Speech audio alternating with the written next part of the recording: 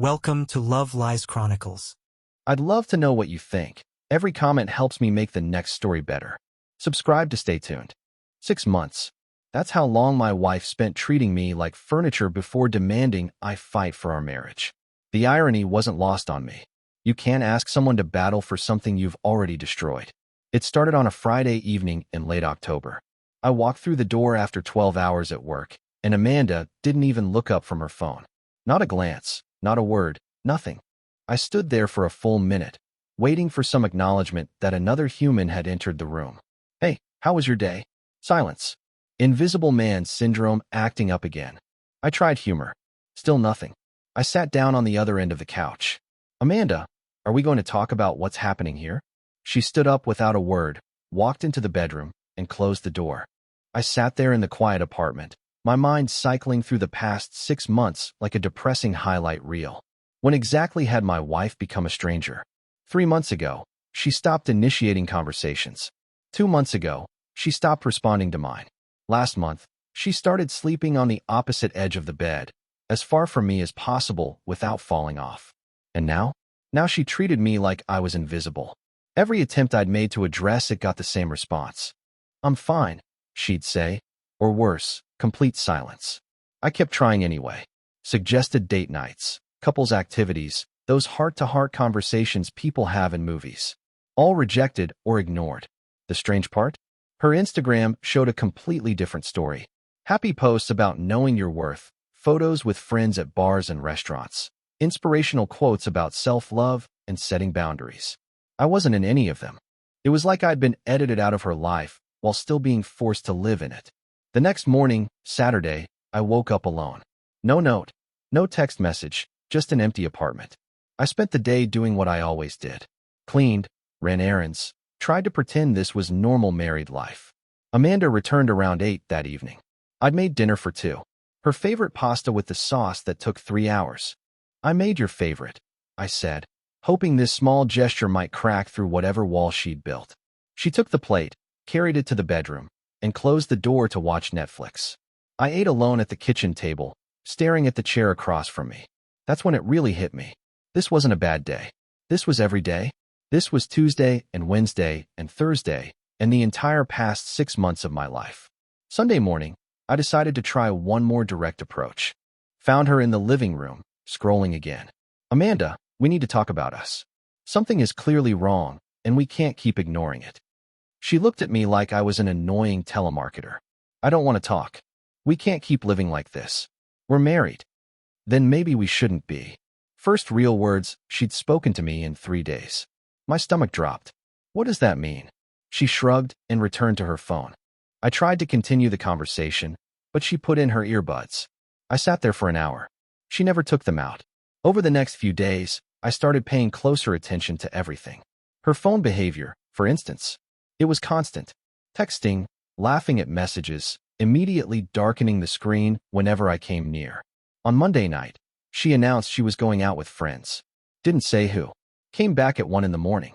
No explanation, no apology, nothing. Tuesday, I suggested couples counseling. She actually laughed. You think a therapist can fix this? Fix what? You won't tell me what this even is. Exactly my point, she said and walked away. By Wednesday, I'd realized something that should have been obvious months ago. She hadn't asked me a single question in half a year. Not how was work, not how are you feeling, not even what do you want for dinner. Zero interest in my life, my thoughts, my existence. I tested this theory. Mentioned casually that I might be getting promoted. No response. Said I'd felt sick earlier that day. Nothing. Even joked that I was thinking about moving to Antarctica. She didn't even blink. Complete confirmation. She'd checked out entirely. Thursday evening changed something in me. I came home to find her laughing on the phone, actually enjoying herself for once. The second she saw me, the call ended and her expression went cold, like someone had thrown a switch. Who was that? I asked. None of your business. You're my wife. Kind of is my business. Don't be controlling, she shot back. That word. Controlling. I'd been walking on eggshells for 6 months, trying everything to save whatever was left of us. And I was controlling? Something shifted inside me. I'd been managing her emotions, accepting scraps of attention, hoping things would magically improve. Meanwhile, she'd been What exactly? Having an affair? Just cruel for the fun of it? It didn't matter anymore. The why stops mattering when the what becomes unbearable. Friday arrived, and I stopped trying. Completely.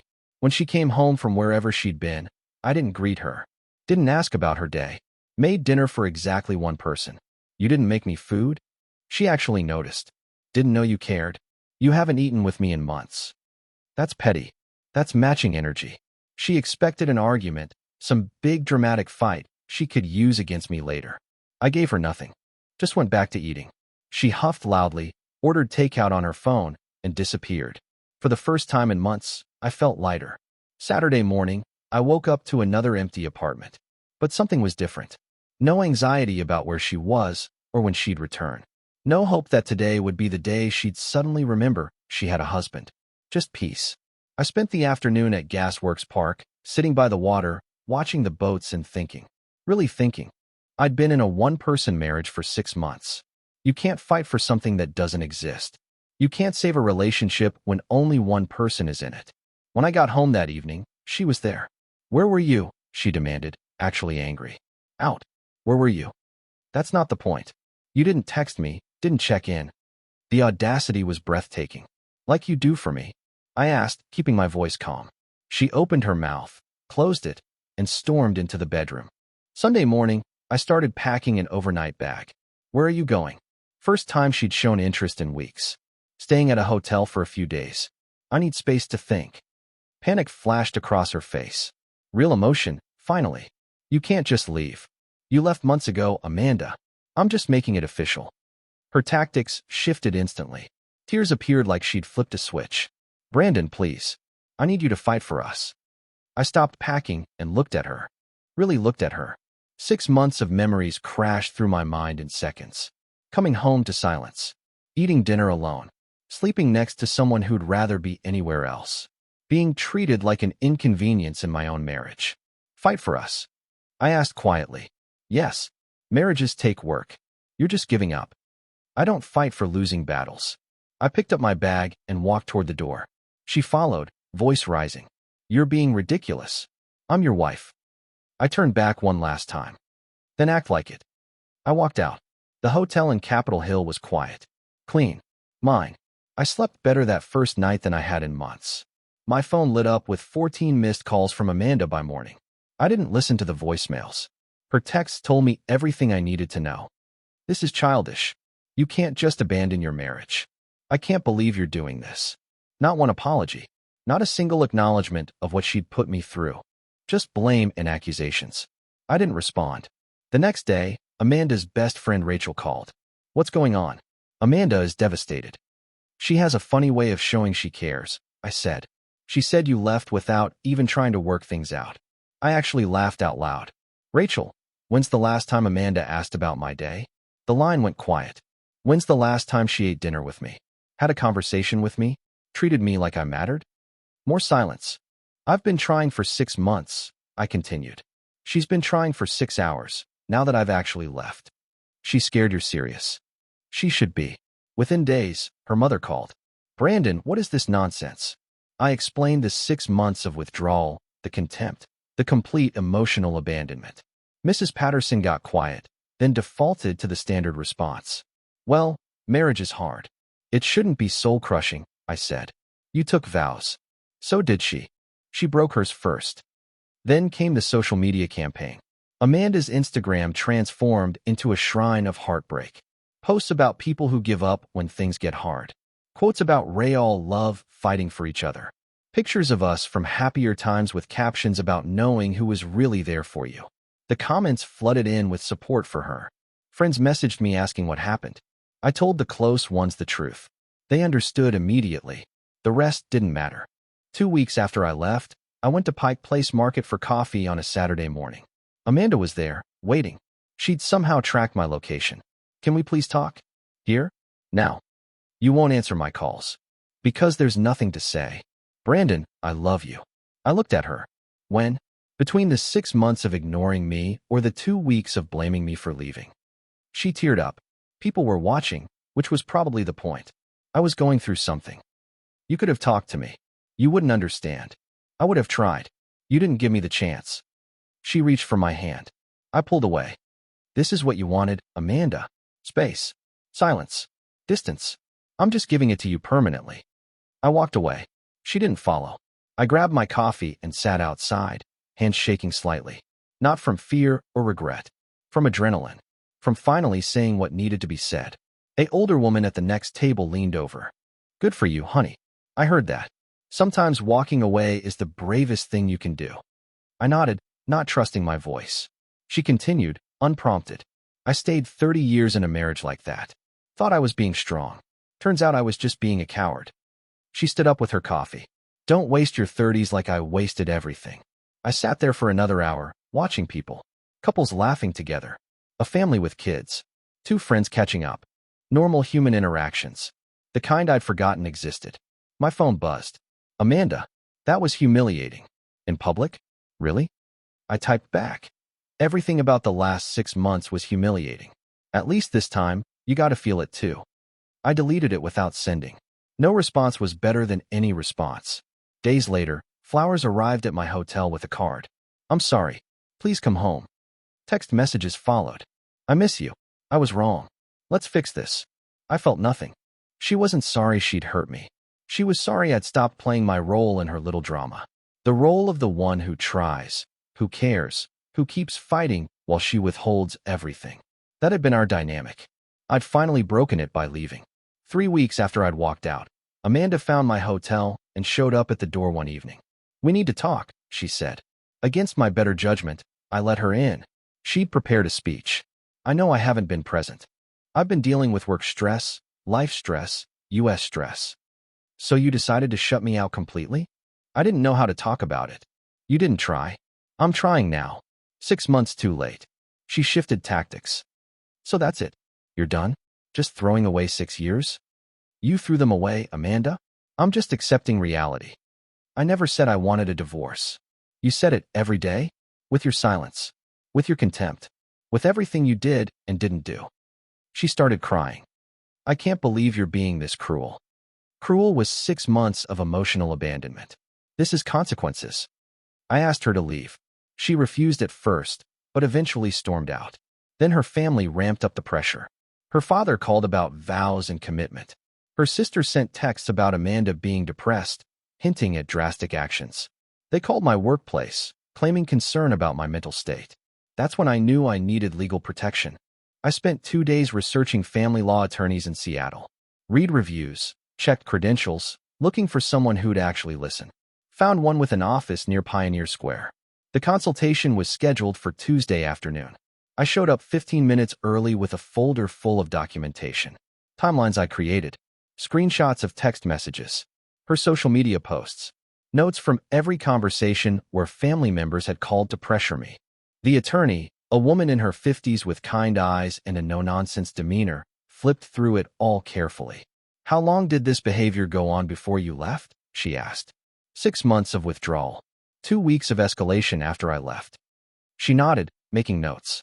And the workplace contact. She called my HR department claiming concern about my mental state. That's harassment. She looked up at me. I'm going to be direct with you. You have a clear case for legal separation, possibly divorce. Her behavior post-separation is textbook controlling behavior. The documentation you've brought is excellent. What happens next? We file for separation. It includes financial division, no contact orders, and clear boundaries. Given her pattern of escalation, I'd also recommend preparing for a potential restraining order if the behavior continues. The attorney I consulted looked through my documentation and nodded. You have a clear case for separation. Given her escalating behavior, we should file immediately. I agreed. When Amanda was served with separation papers, the texts exploded. Over one argument. I can't believe you're throwing away 6 years. Everyone will know what kind of person you are. I forwarded them to my attorney. He sent a cease and desist. Social media got worse. She posted our wedding photo with captions about communication failures and people who give up.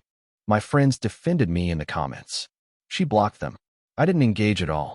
Some of our mutual friends ghosted me entirely. Others reached out privately and admitted they'd noticed her coldness toward me, but hadn't felt it was their place to say anything. We should have said something. One couple told me over dinner. We watched her treat you like you didn't exist for months. That validation meant everything. About a month after the separation, Amanda showed up at my new apartment. She'd followed me from work. About a month after the separation, Amanda showed up at my new apartment. She'd followed me from work. The knock came around 7:30 on a Thursday evening. I wasn't expecting anyone. Looked through the peephole, and there she was. My first instinct was not to answer. But I'd learned that ignoring problems doesn't make them disappear. I opened the door, left the chain on. "What are you doing here, Amanda? We need to talk. We have lawyers for that." "Please, Brandon. Just 5 minutes." Against every instinct screaming no, I unchained the door and let her in. She looked around the small studio, taking it in. The minimalist furniture. The photographs on the walls. The life I'd built without her. "This is nice," she said, and for once sounded genuine. "What do you want?" She sat down uninvited on my couch. "I want to fix things. Really fix them this time." "There's nothing left to fix." "Don't say that." 6 years, Brandon. 6 years means something. It meant something. Past tense. She took a breath, clearly having rehearsed this. "I know I messed up. I know I pulled away and shut you out. I was dealing with work stress and life stress, and I didn't know how to handle it. So you decided to handle it by pretending I didn't exist? I know it wasn't fair. Wasn't fair." I felt anger rising. "Amanda, you spent 6 months treating me like furniture. Not fair as cutting in line or eating the last cookie. What you did was cruel." I was scared. "Of what?" She paused, and for the first time, something real crossed her face. "Of us. Of commitment. Of being seen. Finally, some honesty. So instead of talking to your husband about your fears, you pushed him away until he had no choice but to leave." "I know. And I'm sorry. Truly sorry." "You're sorry now? You weren't sorry for 6 months. You weren't sorry when I begged you to talk to me. You weren't sorry until there were actual consequences. I know I should have done this sooner. You should have done this the first day you felt yourself pulling away. That's what partners do. They communicate." "I'll go to counseling," she said quickly. "Individual therapy. Couples therapy. Whatever you want." I looked at her, really looked at her. She meant it, in this moment. She was desperate and scared and willing to say whatever might work. But I'd learned something important over the past month. Willingness that comes from desperation isn't the same as willingness that comes from genuine change. "You know what the problem is?" I said. "You're offering all of this now because you lost control. Not because you actually want to change. Not because you see me as a partner worth fighting for. But because I took away your power to ignore me." "That's not true, isn't it? 6 months, Amanda. 6 months I was right there, available, trying. You didn't need me then. You only need me now that I'm gone. So that's it. One mistake and you're done? One mistake is forgetting an anniversary. This was a choice you made every single day for half a year." She started crying. Real tears, probably. "I can't believe you're being this cold. This isn't the man I married." "You're right about that. The man you married would have kept trying forever. Would have shrunk himself smaller and smaller, accepting whatever scraps you offered. Would have believed that your damage was somehow his fault. And now I know better." She tried one more angle. "What about our history? Everything we've been through? Our wedding vows? What about the 6 months you erased all of that? You think vows are a contract that only I have to keep?" When she realized words weren't going to work, her expression shifted. "You've changed. You're not the person I married." "No," I agreed. "I'm not someone who accepts unacceptable treatment anymore. If that's different, good." She stood up, gathering her purse. "I hope you don't regret this. The only thing I regret is not doing it sooner." As she walked to the door, she paused. "You know what? You're going to end up alone. Everyone leaves you eventually." There it was. The real Amanda. When manipulation doesn't work, try to wound. If being alone means choosing myself over someone who treats me like nothing, then I'll take alone. She left without another word. I locked the door behind her and sat down on my couch, where she'd just been sitting. My hands were shaking. Not from fear or second-guessing. From adrenaline. From finally standing up completely. My phone buzzed. "Jennifer, still on for coffee tomorrow?" I smiled and typed back. "Absolutely. Brandon, please. I'll do anything. Counseling, therapy, whatever you want." You had 6 months to suggest any of that. I was scared. Of what? Of us. Of being vulnerable. Of commitment. First honest thing she'd said in months. "So instead of talking, you pushed me away until I left." I know I was wrong. You were. And now it's too late. She tried every angle. Our history, our memories, all the years together. None of it changed the fundamental truth. Trust was gone. As she left, she tried one last round.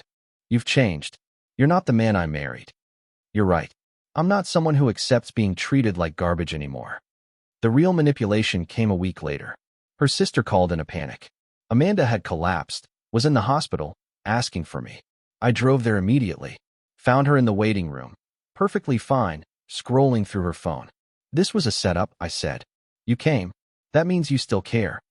I came because I thought you were hurt. That's called human decency, not love. I left and texted her sister to never contact me about false emergencies again. Her sister responded. She made me. I'm sorry. She said if I didn't help her, I didn't love her. That was Amanda's pattern. Force people to choose sides. Prove their loyalty through increasingly questionable acts. My attorney filed for a restraining order. The judge granted it, prohibiting Amanda from direct contact, indirect contact through others, coming within 500 feet of my residence or workplace, and posting about me on social media. Finally, I could breathe. I spent the next weeks rediscovering who I was without constantly managing someone else's moods. Joined a running group that met early mornings. Started a photography class on Wednesday evenings. Reconnected with college friends I drifted away from during the marriage. The running group was exactly what I needed. 5 people, all different ages, meeting at 6 in the morning twice a week. We'd run 4 miles through the city, barely talking, just moving. One guy, Robert, was going through his own divorce. We never discussed it directly, but there was an understanding between us. After one particularly good run, he asked if I wanted to grab breakfast. We sat at a diner, sweaty and tired, eating eggs and toast. How long's it been for you? He asked. 2 months since I left. You? Year and a half since she moved out. Best year and a half of my life, honestly. Does it get easier? He thought about it. It gets different. You stop feeling like you're missing something and start realizing you gained something. Freedom. Peace. Yourself. That stuck with me. The photography class was different energy entirely. Wednesday evenings, 8 of us in a community center, learning composition and lighting. Our instructor gave us weekly assignments. The first one, photograph something that represents change. I took a picture of my empty apartment. Clean, simple mine. The woman who sat next to me in class, Jennifer, noticed I never talked about my personal life, while others shared freely. You're private, she observed one evening during break. Recently separated. Still processing. Oh, she nodded knowingly. That's why you signed up for something creative. Therapy in disguise. Is it working? Are you here every week? Haven't missed one. Then it's working. Jennifer and I started grabbing coffee after class. Nothing romantic, just 2 people who enjoyed talking about aperture and shutter speed instead of feelings. Eventually, though, the conversation shifted. Can I ask what happened? She said one night. I gave her the condensed version. 6 months of being ignored, the demand to fight for the marriage, walking away. Good for you, she said firmly. I stayed 2 years too long in something similar. Kept thinking if I just tried harder, loved better, shrank myself smaller, he'd finally see me. When did you leave? When I realized I'd disappeared completely. Looked in the mirror one day and didn't recognize myself. How long ago? 3 years. Best decision I ever made. She smiled. Now I take photos of things I actually want to see. I realized how much of myself I'd shrunk to accommodate her dysfunction. When the separation hearing arrived 2 months later, the judge reviewed all the documentation and looked at Amanda directly. Your behavior post-separation shows concerning patterns of control and manipulation. The restraining order stands. The hearing lasted 45 minutes. Amanda's attorney tried to paint her as a woman in distress, confused by her husband's sudden departure, making mistakes out of desperation. My attorney presented the timeline. 6 months of documented emotional abandonment, the workplace harassment, the false emergency at the hospital, the social media campaign, the stalking. Amanda cried through most of it. Real tears this time, probably. But they weren't tears of remorse. They were tears of someone finally facing consequences. The judge, a woman who looked like she'd heard every story twice, let Amanda's attorney finish his presentation. Then she turned to Amanda. Ma'am, I've reviewed your husband's documentation thoroughly. The pattern here is clear. For 6 months, you withdrew from your marriage completely. When he finally left, you escalated to harassment, involving his workplace, manufacturing medical emergencies, and violating no-contact orders. Amanda started to speak. The judge held up a hand. I understand you may be in distress, but distress doesn't justify manipulation. It doesn't justify false police reports or showing up at someone's home after being told to stop. Your behavior post-separation shows concerning patterns of control and manipulation. The restraining order stands. The separation was granted with clear terms. Finances divided immediately. No contact for 6 months. A path to divorce after the separation period. In the courthouse hallway, Amanda's attorney tried to arrange one last conversation. Mine refused. Amanda spoke to me anyway, violating the order right there. I hope you're happy. You got what you wanted. I wanted a wife who saw me as a partner, I said calmly. I got someone who saw me as an opponent. There's a difference. Security escorted her out. 3 months later, my life looks nothing like it did before. I live in a small studio apartment that's completely mine. I run most mornings along the Burke-Gilman Trail. My photography business started accidentally when someone from the running group asked me to shoot their wedding. Now I'm booked through next summer. The studio apartment in Fremont has big windows that face east. I wake up to sunlight most mornings. I decorated it myself. Blues and grays, clean lines, plants that I actually remember to water. No compromises. No vetoes. No silent judgment of my choices. I hung my own photographs on the walls. Landscapes mostly. The mountains. The water. Open spaces and horizons. The photography business surprised me. That first wedding was terrifying. But the couple loved the photos, told their friends, and suddenly I had inquiries. I'm not quitting my day job, but having this creative outlet that people actually pay for? That feels like winning. I'm dating casually. Met someone from the photography class who's smart, funny, and actually asks about my day because she genuinely wants to know the answer. No pressure, no expectations. Just possibility. Jennifer and I went to dinner last week. A real date, not just coffee after class. We talked for 3 hours about everything and nothing. Art, travel, what we wanted from life. Can I ask you something? She said over dessert. Sure. Are you still in love with your ex? I thought about it honestly. No. I'm mourning what I thought we were, maybe. But her? The person she actually was? No. Good answer. Why good? Because I really like you, Brandon. But I'm not interested in being someone's rebound or competing with a ghost. You're not, I said. I'm here. Fully. For the first time in years. She smiled. Then let's see where this goes. We're taking it slow. No pressure. No rushing. Just two people who enjoy each other's company, figuring it out as we go. A mutual friend mentioned Amanda moved back to her parents' house and is already dating someone new. The same patterns are forming, apparently. She hasn't tried to contact me since the restraining order. Someone asked me yesterday if I regret leaving. Regret? The only thing I regret is staying as long as I did. Amanda wanted me to fight for us. But us stopped existing 6 months before I walked out that door. She'd already left the marriage. She just wanted me to stay in the burning house, pretending the smoke wasn't real. Fighting for a relationship takes two people. One person can't battle alone while the other watches from the sidelines, offering nothing but criticism. I didn't fight for us because there was no us left to fight for. There was just me, exhausting myself trying to revive something she'd already killed. Her mother called last week to tell me Amanda was with someone new. Like I should care.